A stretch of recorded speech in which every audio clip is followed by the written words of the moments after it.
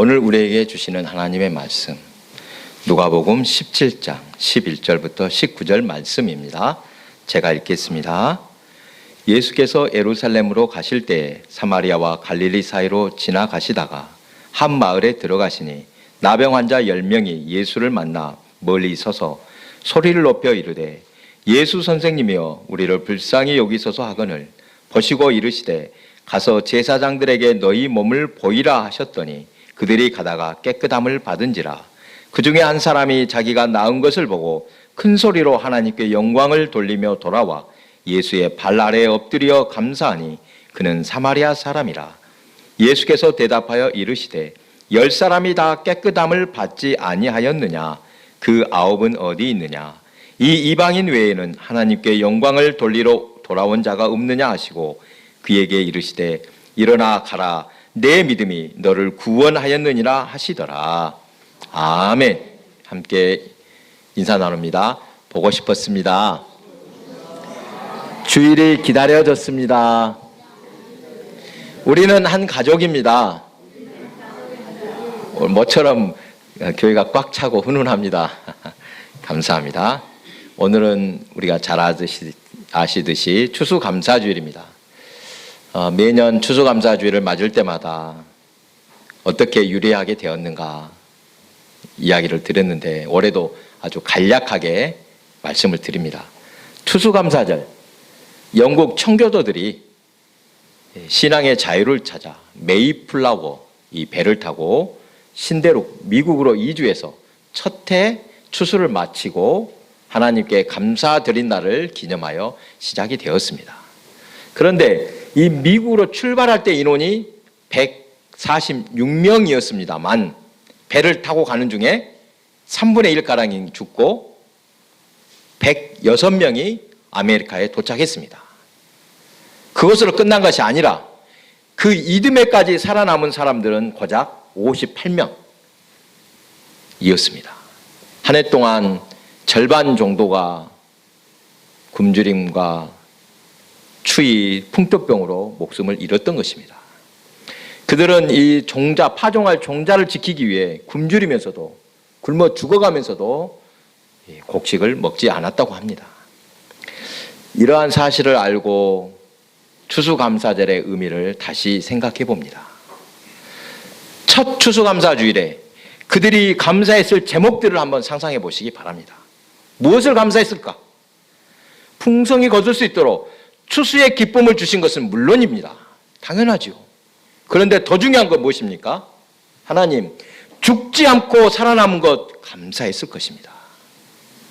기쁘고 감사한 마음에 앞서서 즐겁다는 마음보다 비장함으로 하나님의 은혜를 생각했을 것입니다. 추수의 기쁨도 크지만 그 험한 환경에도 살아남은 것에 진심으로 감사했을 것입니다. 이런 의미를 알기 때문에 미국에서 가장 큰 명절이 언제입니까? 부활절과 추수감사절, 가장 큰 명절로 여긴다고 합니다. 우리나라의 추석보다 더 크게 여깁니다. 그러면 추수감사절은 구약에서는 어떤 절기가 비슷한가 찾아보니까 77절과 수장절이 비슷합니다. 77절이 무슨 절인가? 여름에 보리 수확을 마치고 드리는 제사입니다. 또 수장절은 가을에 수확을 마치고 하나님께 감사드리는 절기라고 했습니다.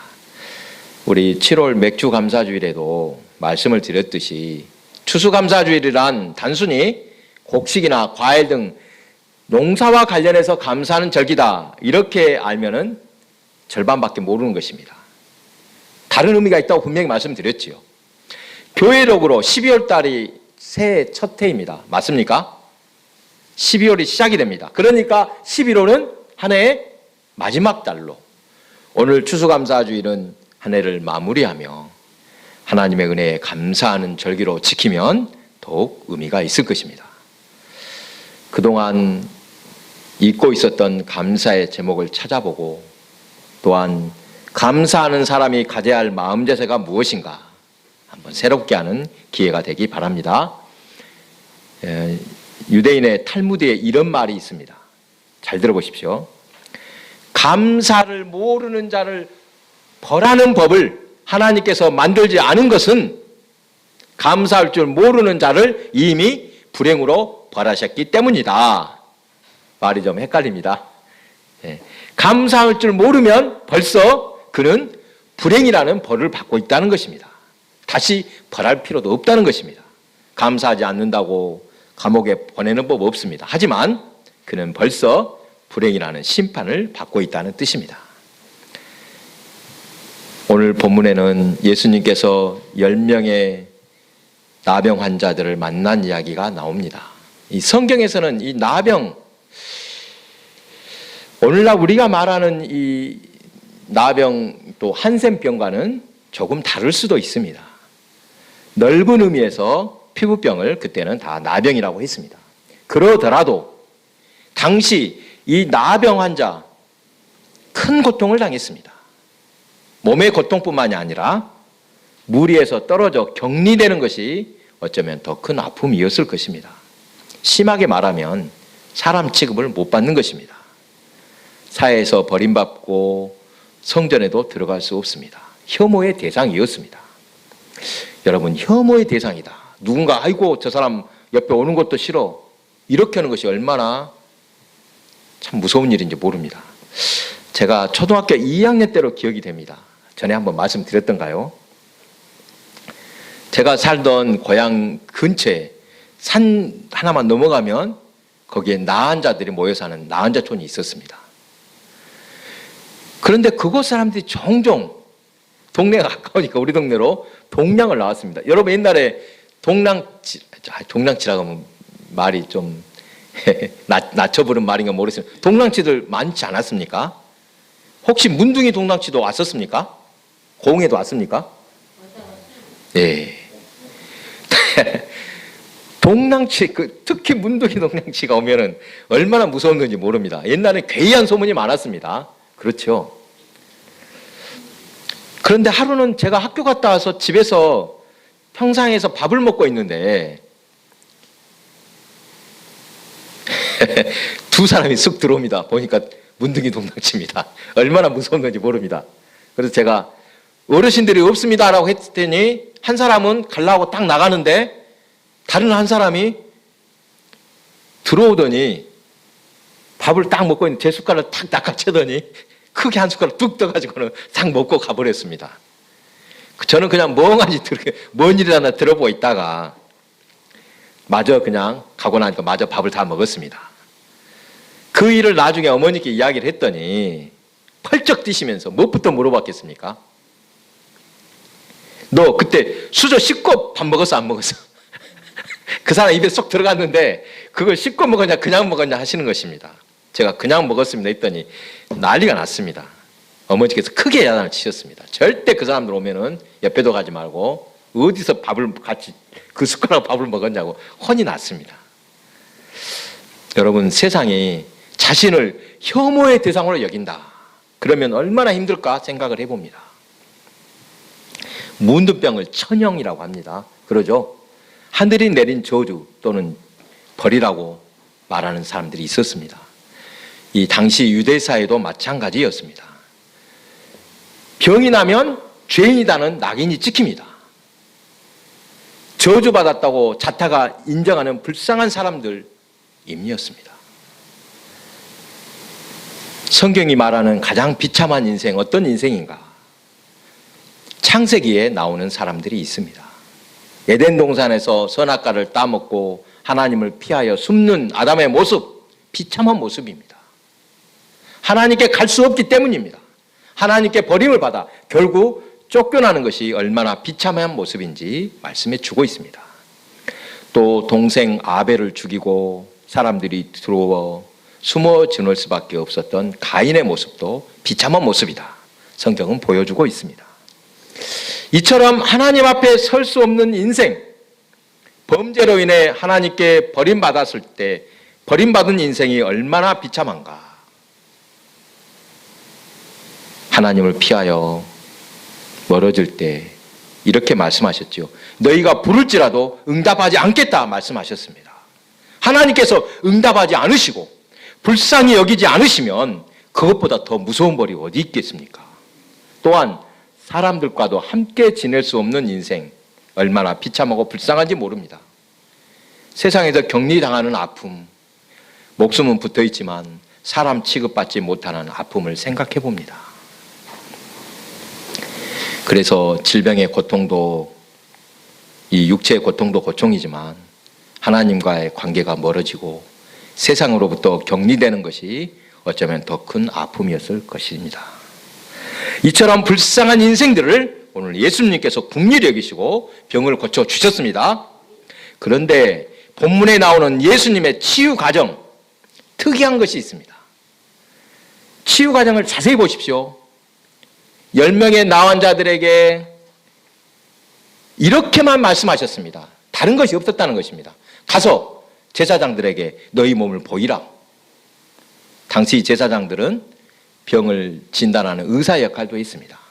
문둥병이 나았는지 아직 있는지 제사장들이 판단했습니다. 이제 다 나았다. 인정을 해줘야 집으로 들어갈 수 있었습니다. 그런데 보십시오.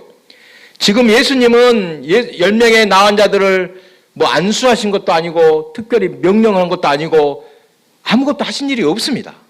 그렇지 않습니까? 가서 그저 제사장들에게 보이라.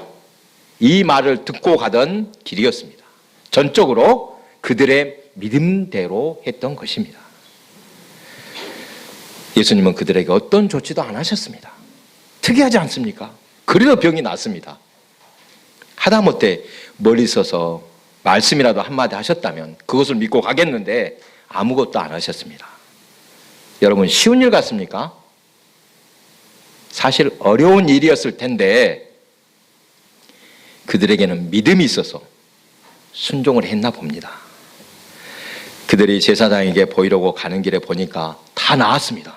얼마나 놀랐겠습니까? 또 얼마나 감사했겠습니까? 바로 그 순간 사마리아 사람 하나는 발길을 돌려 예수님께로 와서 발 아래 엎드려 살해했습니다. 감사를 표한 것입니다.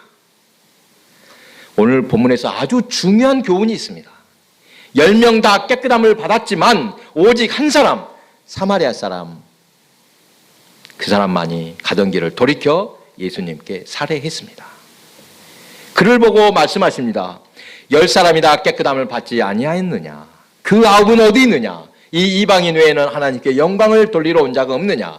그리고 19절 그에게 이르시되 일어나 가라. 내 믿음이 너를 구원하였느니라. 여러분, 여기서 깊이 생각할 것이 있습니다. 병을 고쳐주실 때 감사가 조건은 아니었습니다. 맞습니까? 그 사람들이 감사하니까 병을 고쳐주신 것이 아닙니다. 또 고쳐주면 너 와서 감사해라 말씀하신 적도 없습니다.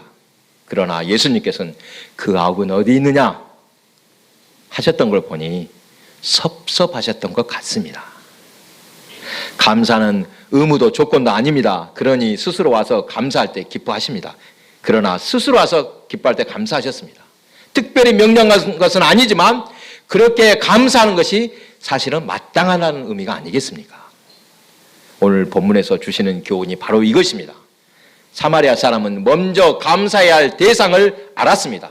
무엇을 감사해야 될지 분명히 알았다는 것입니다. 믿음이 없는 사람들이 본문의 사건을 접했다면 뭐가 문제냐 이렇게 말할 것입니다. 아니, 병 고쳤으면 그만이지. 감사는 나중에 한가해질 때 하면 될 일이지. 제사장에게 보이기도 전에 감사해야 할 잘한 것인가? 감사 안 했다고 또 병이 재발이도 하겠는가? 여러분, 나머지 9명은 어떻게 했을까 생각해 보셨습니까? 원칙대로 하자면 나머지 9명처럼 해야 됩니다. 그렇죠? 먼저 제사장들에게 보이고 난 후에 찾아와서 인사하는 것이 맞습니다. 병이 나았다는 판정을 제사장들이 하니까 그 사람들의 판정을 딱 받아야지만 아직 깨끗하다는 판정 받기 전에니까 사람들 만나면 안 된다는 것입니다. 그런데도 예수님은 먼저 살해하기 위해 돌아온 사마리아 사람을 기뻐하시며 나머지 9은 어디 있냐고 하셨습니다. 예수님이 그런 율법을 모르실 리가 없습니다. 어쩌면 율법보다도 우선하는 것이 있음을 알려주시는 것 같습니다. 그렇습니다. 무엇보다 우선할 것이 감사하는 일임을 믿으시기 바랍니다. 하나님을 찬양하는 일입니다. 그러고 난 후 율법대로 해도 늦지 않습니다. 그렇게 감사하는 사마리아 사람에게 예수님은 말씀하십니다. 일어나 가라. 내 믿음이 너를 구원하였느니라.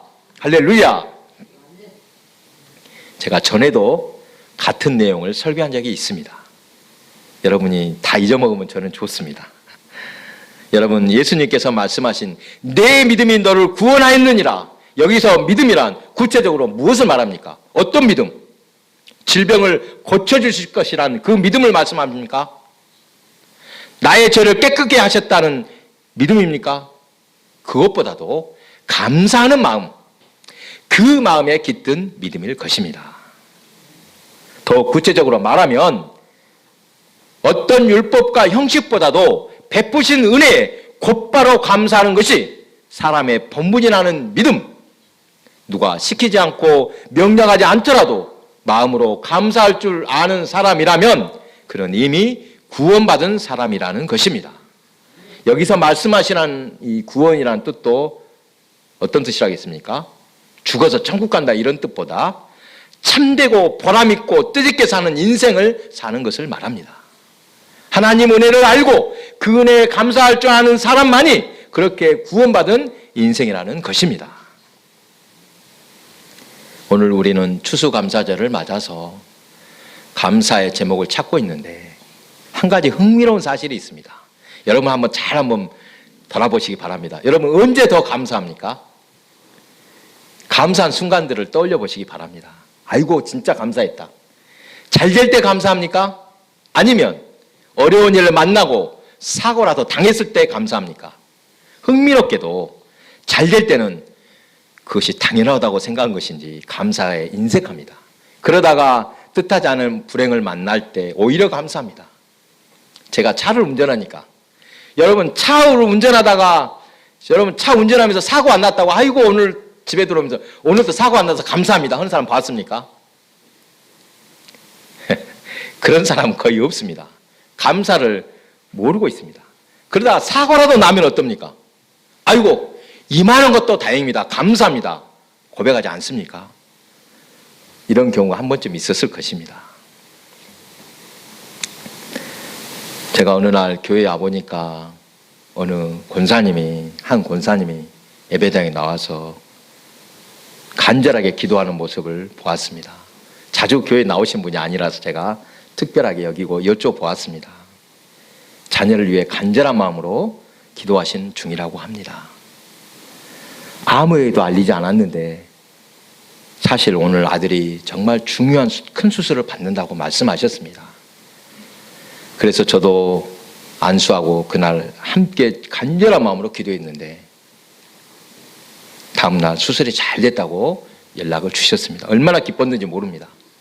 여러분 안 믿는 사람들은 또 과학적으로 따지자면 기도한다고 해서 무슨 특별한 일이 생기겠냐 할 것입니다. 세상 사람들은 기도의 능력을 모릅니다. 물론 여러분 오해도 말아야 됩니다. 우리가 기도했다고 그대로 다 되는가? 내가 기도한 대로만 다 돼야지 응답인가? 그것도 아닙니다. 하지만 정말 더 중요한 것이 있습니다. 기도해야만 하나님의 뜻, 하나님의 은혜를 안다는 것입니다. 기도한 사람과 기도하지 않았던 사람은 같은 일의 결과에도 전혀 다른 반응을 보입니다. 무슨 뜻인지 아시겠죠? 기도한 사람은 다릅니다. 하나님의 응답으로 받아들입니다. 그 사람은 곧 기도한 사람이란 감사할 준비가 되었다는 것입니다. 어떤 목사님이 간증한 내용입니다. 주일에 강대상에 감사헌금 봉투가 딱 이렇게 올라와 있습니다. 근데 그 봉투를 읽다가 웃음이 빵 터졌다고 합니다. 아주 교인이 다 웃었습니다. 어느 집사님이 감사헌금 봉투에 이렇게 적었습니다. 하나님, 방구 나오게 해서 감사합니다. 또 옆에 보니까 어떤 권사님이죠. 여기에도 하나님, 우리 며느리 방구 나오게 해서 감사합니다. 그 옆에 학생이 또 늘었습니다. 우리 엄마 방구 나오게 해서 감사합니다. 무슨 뜻인지 아시겠죠? 수술한 후에 의사와 환자가 애타게 기다리는 건 뭡니까? 가스가 나오는 것입니다. 가스, 이 방구가 나올 때 정상이 됐다는 신호입니다. 평소에는 방구 나온다고 감사하는 사람 있습니까? 방구 끼면서 아이고 감사합니다. 방구 나와서 감사합니다 하는 사람 없습니다. 수술하고 나면 그것이 얼마나 중요한지 아는 것입니다. 여러분, 환난과 고통, 역경, 그것이 사람의 생각을 깊게 만들고 깨달음을 주며 깨달음이 있을 때 비로소 감사할 수 있습니다. 그리고 우리의 감사가 있을 때 행복이 따라오는 것임을 믿으시기 바랍니다. 잘 될 때, 평안할 땐 감사를 모릅니다. 오히려 원망이 나올 만한 정말 절박한 어려움에 이르렀을 때 감사뿐만 아니라 미처 감사하지 못한 것까지 깨닫고 감사하게 된다는 것입니다. 오늘 추수감사절을 맞아 그동안 미처 감사하지 못했던 것을 찾아보시기 바랍니다. 잘되고 평안할 때 감사가 나온 줄 알았지만 사실은 그렇지 않았습니다. 오히려 가장 어려운 형편에서 더욱 감사했음을 깨닫게 될 것입니다. 깨달음 없이는 감사가 없습니다. 그런데 고통 없이는 또 깨달음도 없습니다. 희한합니다. 편안하게 깨달으면 좋은데 대체로 어려움 통해서 깨닫게 됩니다. 깨달을 때 감사하고 감사할 때 행복으로 이어집니다. 오늘 주시는 말씀에서 우리는 이거 한 가지 꼭 기억해야 합니다. 감사는 하면 좋고 안 해도 됩니까? 감사 하면 좋고 안 해도 돼. 맞습니까? 악만 행하지 않으면 됐지 꼭 선까지 행해야 되는가? 선을 행하지 않았다고 벌이라도 받겠느냐? 성경은 어떻게 말씀하십니까? 감사와 선행을 선택이 아니라 의무라고 말씀하십니다. 지난주 양과 염소의 비유 기억나십니까? 여기서도 분명히 나누었습니다. 하나님 나라를 상속받을 복받은 의인들과 저주받은 자를 구분할 때 분명히 보았습니다. 선을 행하는 것은 선택이 아닌 의무입니다. 아멘. 선을 행하라. 그렇지 않으면 악이고 죄라는 것입니다. 감사도 마찬가지입니다. 오늘 본문 말씀을 넓게 적용하면 감사할 때 그는 구원받은 백성이요, 감사할 줄 모르면 구원받지 못한 백성이라고 말씀하신 것입니다. 사랑하는 교회 여러분, 감사는 사건의 결과가 아닙니다. 감사는 우리가 살아가는 목적입니다. 인생의 행복 어디에서 옵니까? 돈 좀 이만큼 있으면 좋겠다. 내가 딱 이만큼만 돈 있으면 그렇게 행복하겠는데 행복해서 감사하는 게 아닙니다. 감사함으로 행복이 찾아오는 것입니다. 감사함으로 행복해지는 것입니다. 반대로 감사가 없는 곳에는 별것이 다 있어도 행복이 없습니다. 하나님은 우리의 감사 기도를 기뻐 들으십니다. 감사하는 자에게 은혜 베푸심을 믿으시기 바랍니다. 하면 할수록 더 큰 은혜를 주십니다. 감사하는 은혜, 그리하여 은혜로 은혜되게 하시는 은혜, 그리고 범사에 형통하는 은혜, 이 모든 것이 우리 감사하는 자에게 주시는 복임을 믿으시고 늘 감사하며 더 큰 복을 받으시기 바랍니다.